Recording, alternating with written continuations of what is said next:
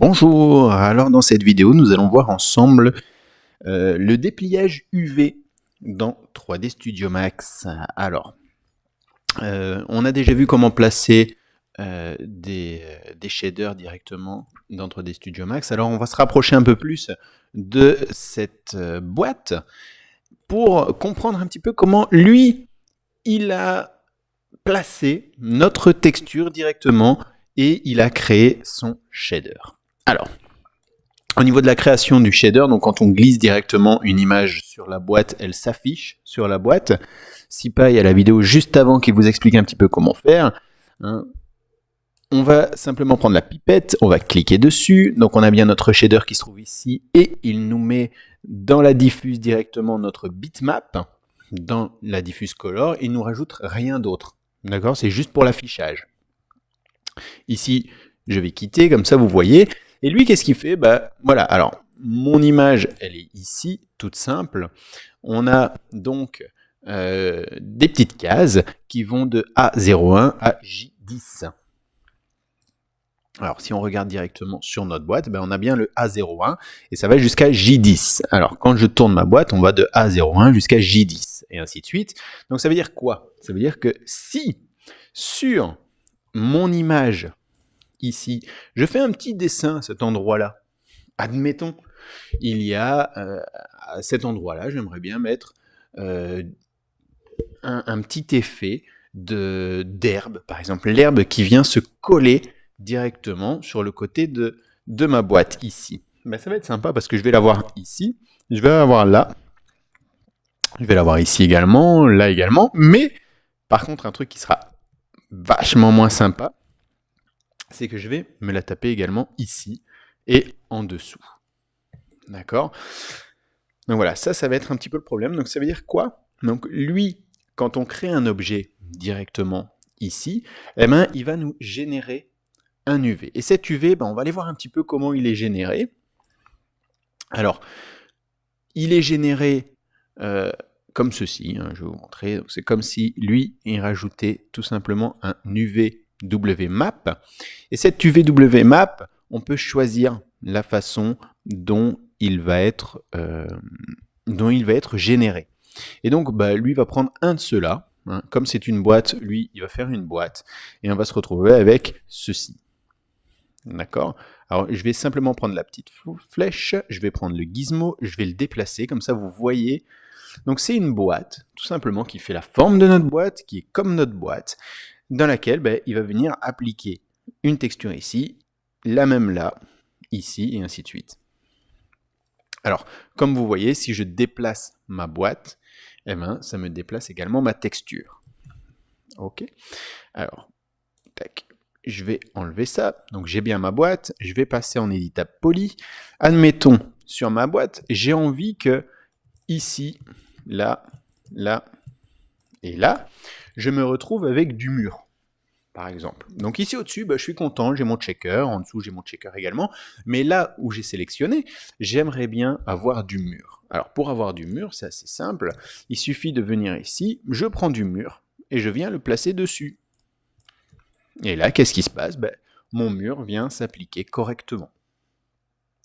D'accord? Ça, c'est grâce à mon UVWMap. Et donc, si ici au-dessus, ben, je me dis, non, les petites cases, ça me plaît pas trop comment elles sont, eh ben, je peux rajouter un UVWMap, ceci, donc cette fois-ci en planar, parce que je n'ai qu'une seule face, hein, je peux mettre box, ça donne exactement la même chose, mais je vais mettre en planar, et je vais me dire, ben non, je vais prendre le gizmo, et je vais changer. Alors, si j'appuie sur F2, je peux voir à travers de ma sélection. J'ai F2 ici par défaut qui est déjà sélectionné et donc je vois en rouge. Si j'appuie sur F2, ben, je peux voir au travers. Normalement les bords ici sont rouges. Alors, hop, voilà, vous voyez les bords sont rouges. Hop, je peux déplacer comme ceci et venir pointer une partie seulement de ma texture. Alors, bien évidemment, je peux changer l'échelle, je peux même faire des rotations comme ceci si ça me plaît. D'accord. Et donc je peux comme ceci placer directement mes textures comme j'en ai envie grâce à l'UVWMap. Donc ça change un petit peu la façon de base, hein. Donc il y a la façon de base, et puis il y a cette façon-là. Alors attention, si je clique ici en dessous, eh ben lui, qu'est-ce qu'il va faire?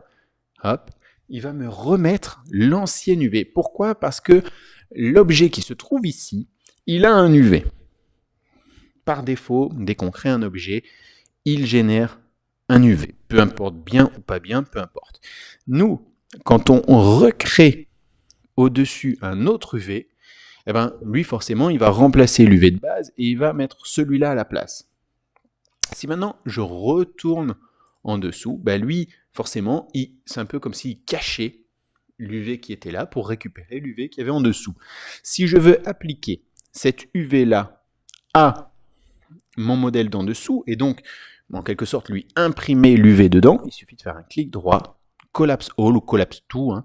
Collapse To, ça permet de collapser juste en dessous. Collapse All, de collapser toute une pile si on a plusieurs modificateurs les uns sur les autres. Et donc voilà, là, directement sur l'éditable poly, eh ben, il a appliqué l'UV de ma map. Alors, ça, c'est une première façon de faire des UV. Alors là, on se retrouve avec notre mur comme ceci, d'accord? Et donc les pierres comme ceci. Si j'ai envie de changer complètement mon objet, ou me dire, mais j'ai envie de pouvoir peindre. Donc par exemple, cette face-là, j'ai envie de m'amuser à peindre ici un petit dessin, faire un graffiti sur ce mur. Mais ce graffiti, je ne veux pas qu'il apparaisse ici, là, là, et ainsi de suite. Parce que si je le fais pour l'instant, je vais prendre l'autre image, je lui fais un petit graffiti, ben forcément le graffiti va venir s'afficher ici, mais également sur les autres faces. D'accord? Alors pour éviter cela, eh ben, on est obligé de déplier correctement notre objet. Alors pour déplier correctement notre objet, vous pouvez venir ici dans la modifier liste et vous allez simplement sélectionner Unwarp UVW. L'Unwarp UVW, ça va vous permettre de vraiment sélectionner chaque face indépendamment et venir les placer comme vous les voulez. Alors, ici, on va faire Open UV Editor. Et donc là, on voit notre dépliage. Alors, notre dépliage, c'est superposé. Hein. Donc, quand on fait un UV, cette face-ci, elle est superposée avec celle-ci. On voit, on a la sélection rouge. Si je la déplace, eh ben, je vois que je ne déplace que cette face-ci. Si je déplace celle-ci, je déplace celle du dessous. Si je clique sur celle-ci, hop, je déplace celle-ci, et ainsi de suite. D'accord? Je peux déplacer, mais je peux également faire des rotations. Je peux également changer l'échelle. Je peux également déformer complètement. Je peux lui faire un miroir si j'ai envie. On peut vraiment tout faire avec. Hein. On peut même déformer. Si je viens ici, donc pour l'instant j'étais sur polygone, la possibilité de changer carrément la face d'un objet. Ici je vais prendre vertex, je vais prendre un vertex, je peux carrément déformer. Alors qu'est-ce qui se passe sur mon image? J'ai vraiment une déformation. Alors lui, il fait un triangle, donc il fait une découpe comme ceci, tac, et il déforme cette partie-ci. Et donc, on se retrouve avec ceci. Si je clique ici, déformation totale de mon UV. Et du coup, je me retrouve avec des choses un peu comme ceci. Alors ça, on évite. Alors, pour éviter toute déformation, on peut utiliser des choses, des outils. Alors, je vais sélectionner ceci. Alors, la chose, c'est que c'est un carré, mais c'est pas un carré en fait. C'est pas un carré directement, mais ici dans l'UV, ce que je veux dire, c'est qu'il nous a fait un carré pour coller au maximum avec notre texture, d'accord? Et qui est ici, notre texture, c'est du 1024 par 1024, et donc, alors par défaut, pour pas rentrer trop dans les détails, on se retrouve avec des textures carrées. D'accord? C'est pour dire d'optimiser pour les cartes graphiques, etc. On rentrera ça dans les détails plus tard ou au cours directement. Mais là, voilà. Alors, nous, le truc, c'est qu'on n'a pas une forme carrée ici. J'ai fait un bête rectangle comme ça, je ne sais pas la proportion largeur-hauteur, mais par défaut, elle n'est pas bonne. Elle n'est pas bonne. On peut le voir. Donc, je vais laisser tout comme ça. Non, je vais plutôt ici venir faire une boîte. Comme ça, hop, ça remet la configuration. Et donc, si à la place d'avoir des petites briques, hop, je mets ceci, hop, je vais regarder, ben, on voit que ça n'est pas un carré. Alors que par défaut, si on regarde la texture, on a bien des beaux carrés.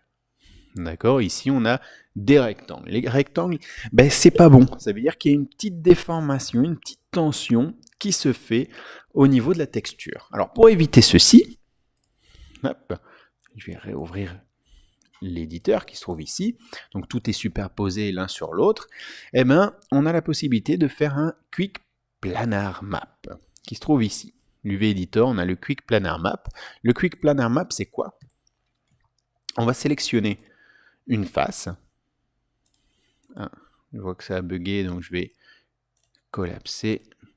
Je vais en remettre un. Ah oui, non, c'est vrai. Excusez-moi, c'est moi. Hop. C'est parce que j'ai appuyé sur Box et je n'ai pas désélectionné. J'ai cliqué sur Box et je n'ai pas désélectionné la box. Une fois qu'on désélectionne la box, à ce moment-là, on peut à nouveau sélectionner. Excusez-moi.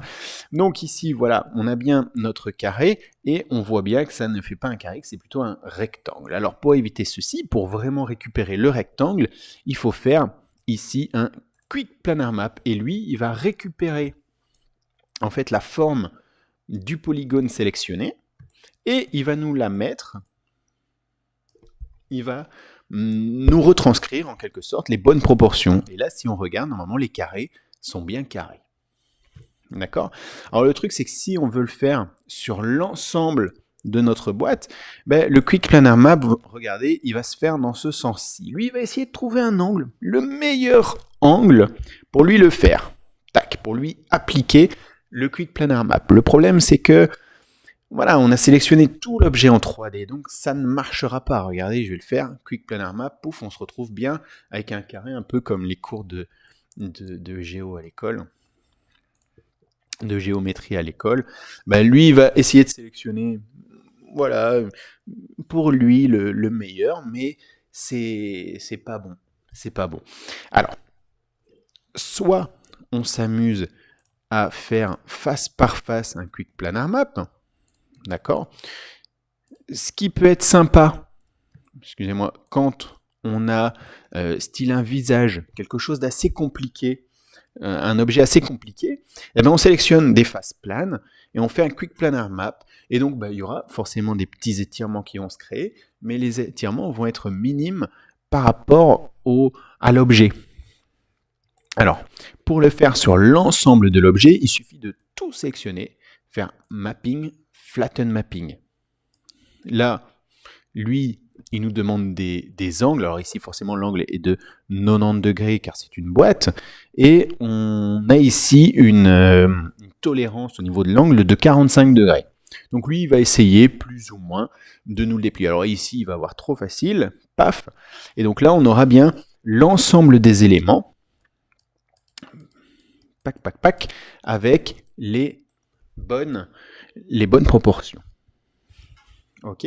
Alors, l'objectif ensuite, pour pouvoir peindre directement et dire je veux un petit graffiti sur telle face plutôt que sur une autre, eh ben, il faut arranger l'ensemble des éléments à l'intérieur de ce petit carré avec le petit checker qui est à l'intérieur. Alors, pour faire cela, alors vous voyez, c'était bon avant, mais des fois on travaille sur telle ou telle chose, et du coup on se retrouve avec pas mal d'éléments en dehors, ou tout en tout petit comme ceci.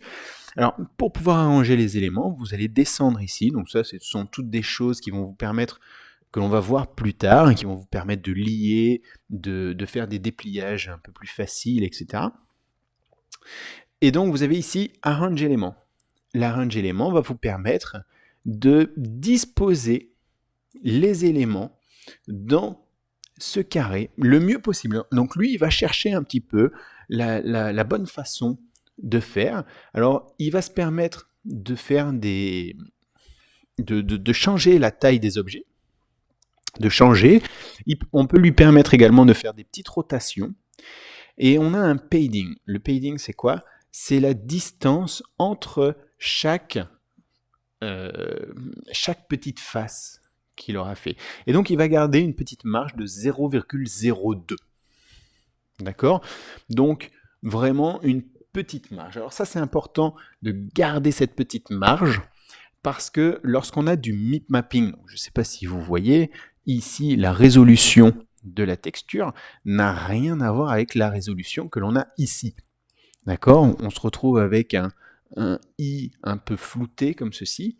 Alors ça, c'est 3D Studio Max par défaut, il compresse l'image qu'on va venir mettre dessus. Donc l'image que l'on va voir à l'écran va être différente d'un point de vue résolution. Et lorsque l'on dézoome, eh ben lui, il va optimiser la texture. Comme ça, si on a beaucoup d'objets, mais qui sont tout petits, eh ben lui, il va nous montrer ça avec des textures, par exemple, de 8 pixels sur 8 pixels, ou 16 pixels sur 16 pixels, ou 32 pixels sur 32 pixels, et ainsi de suite.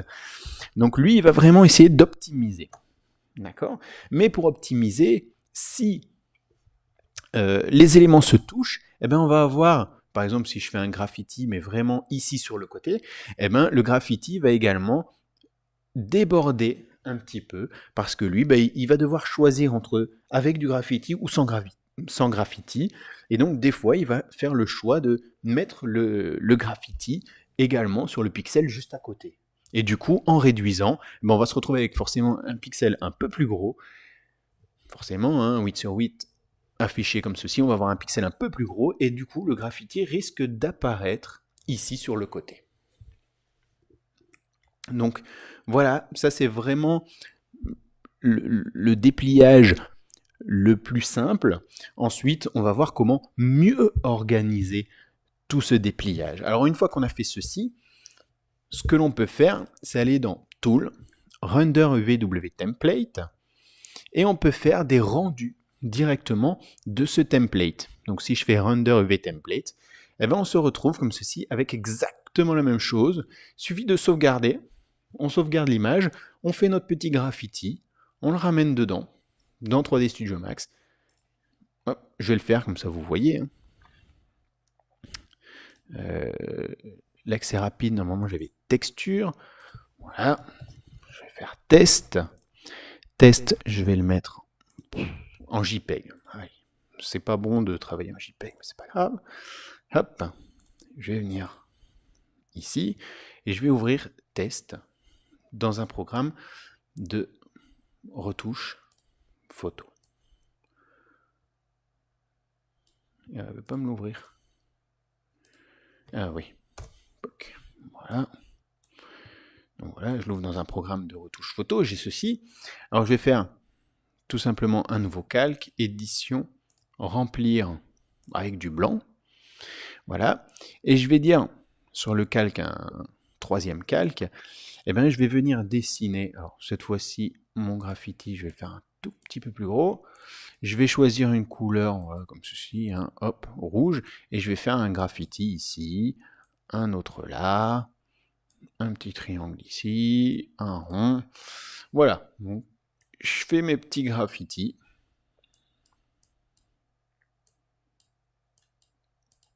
Voilà, mes petits graffitis, qui sont en rouge sur mon fond blanc. Donc ça, c'est ma texture finale, fichier. Je l'enregistre. Donc pareil, ici, je vais mettre test.jpeg, je vais remplacer celui-là. Voilà, je vais le remplacer. Voilà, on sauvegarde.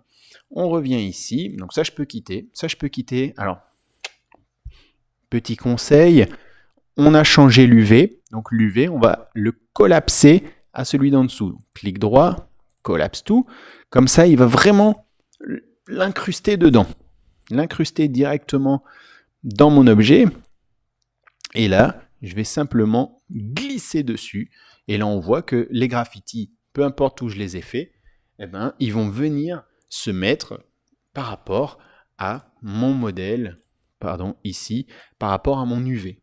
Et donc par rapport à mon UV, eh ben, il va venir placer les graffitis, les petits dessins à l'endroit où j'ai eu envie de le faire. Donc imaginez, si vous avez une boîte, que vous voulez mettre un autocollant à un endroit, eh ben, vous devez déplier, vous mettez l'autocollant à l'endroit, et puis vous allez le retrouver dans 3D Studio Max. Directement, lui, il va faire la mise à jour de la texture. Donc si jamais je retourne ici, je change, je me dis, oh ben non, tout compte fait, je vais prendre du bleu comme ceci, hop, je vais mettre un trait bleu ici ou là. Voilà, fichier, enregistrer sous. Je vais le mettre en JPEG. Ceci, j'enregistre. Voulez-vous le remplacer? Oui, forcément. Hop, je reviens ici. Il suffit de bouger un petit peu et lui, il fait la mise à jour. Et donc, on se retrouve comme ceci. Et donc, on peut comme ça switcher de 3D Studio Max vers un programme de retouche photo très facilement. Hop, hop, hop, pour venir vraiment bien optimiser, enfin vraiment travailler nos textures et en faire vraiment des textures comme vous avez vraiment envie de les faire. Donc ça, c'est l'importance du dépliage. Maintenant, c'est vraiment un choix à faire. Est-ce que vous le dépliez? Est-ce que vous mettez les textures dessus, etc. On verra une autre application dans une autre vidéo de la même chose sans lier l'ensemble, etc. Et on va voir également les liens au niveau de l'UV pour pouvoir faire des petits dessins qui collent ici et là en même temps. Donc je vais faire un dessin ici à travers tout et du coup le dessin il va passer de l'un à l'autre. Donc ça ce sera pour une prochaine vidéo.